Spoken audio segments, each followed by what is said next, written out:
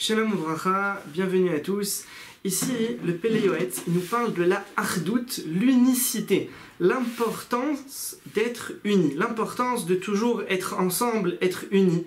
Alors il nous dit, la Achdout, l'unicité, c'est quelque chose de fondamental, c'est quelque chose d'essentiel pour que le monde y puisse tenir.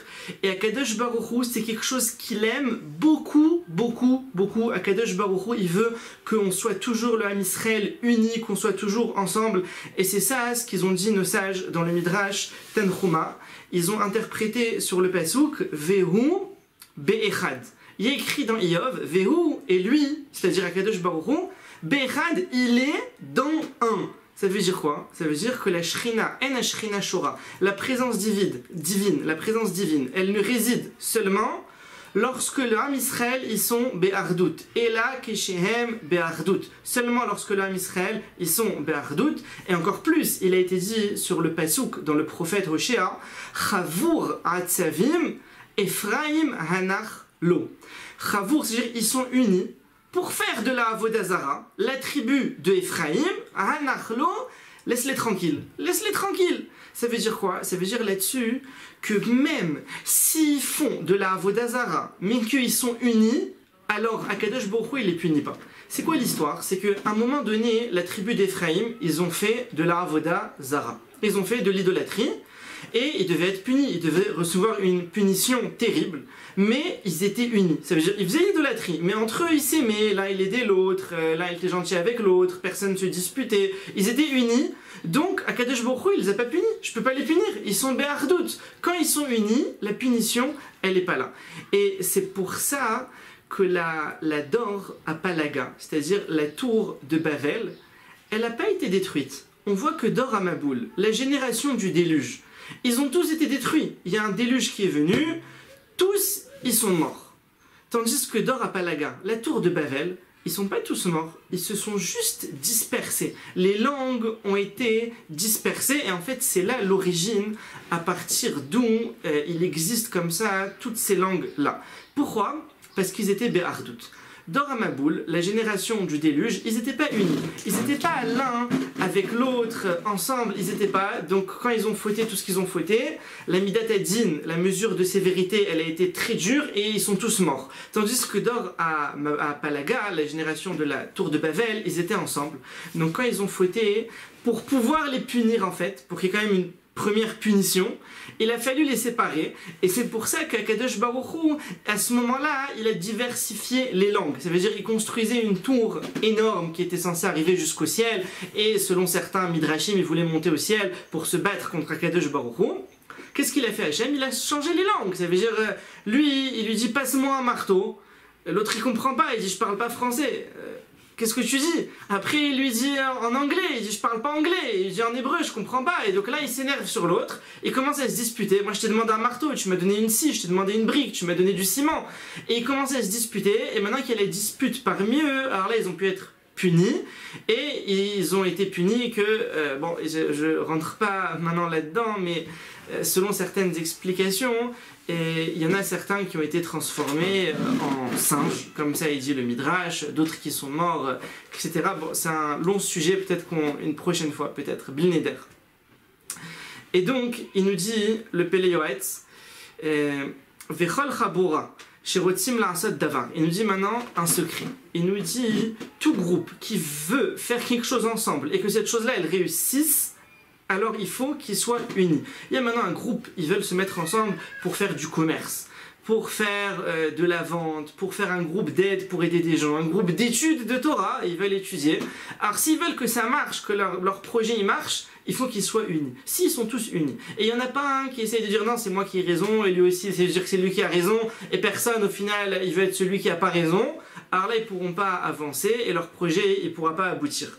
Il nous dit autre chose, il nous dit un exemple qui était très répandu à leur époque. Si maintenant tu prends des roseaux, canets, des roseaux, tu prends 10, 20 roseaux, et tu les mets ensemble, et maintenant tu amènes quelqu'un de très costaud, très fort comme ça, et il essaye de casser, il n'arrive pas. Il essaye, il peut pas. Pourquoi? Il y a 20 roseaux qui sont ensemble dans le tas, tu peux pas les casser. Mais si tu prends un roseau, et tu amènes un enfant tout jeune, il peut le casser facilement en 2 secondes. Pourquoi? l'unicité. Quand ils sont 20, incassables. Mais quand il y a un roseau, là c'est facilement cassable. Ça c'est l'exemple qui était très courant à leur époque sur l'unicité. Et il y a aussi, il est ramené aussi dans le prophète Hoshea, le passouk qui nous dit Chalak libam ata ye'eshamu.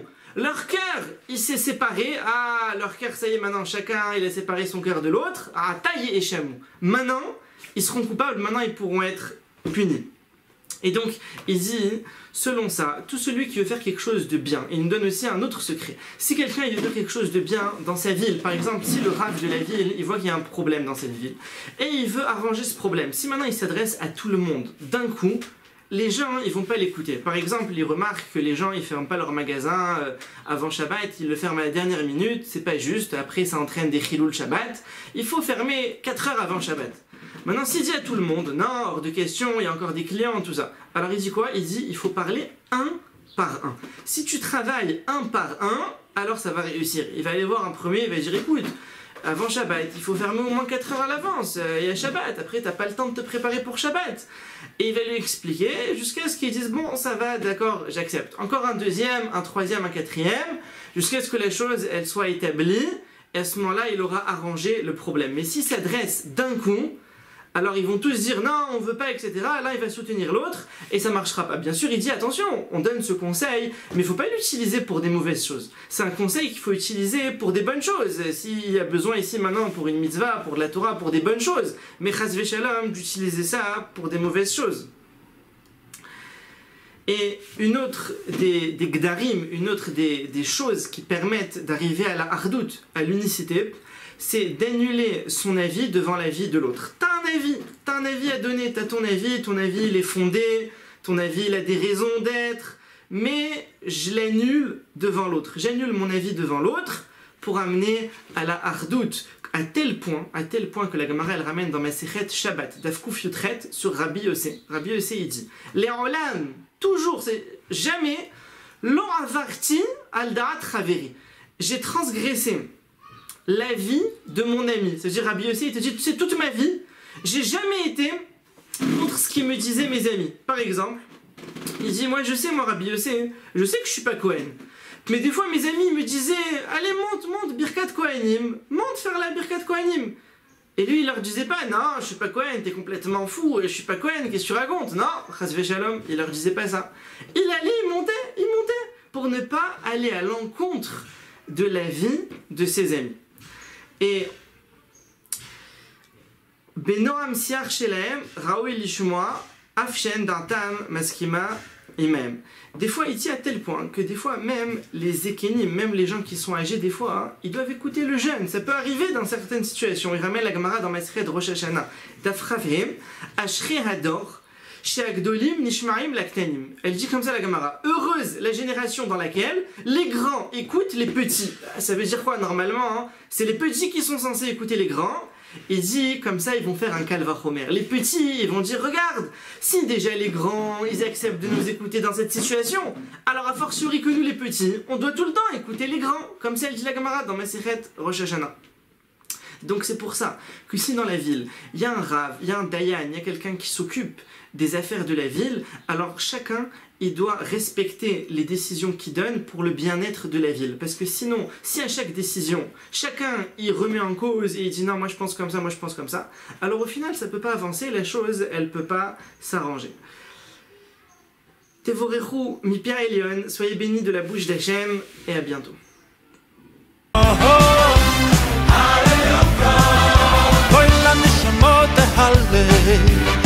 la nishmot halle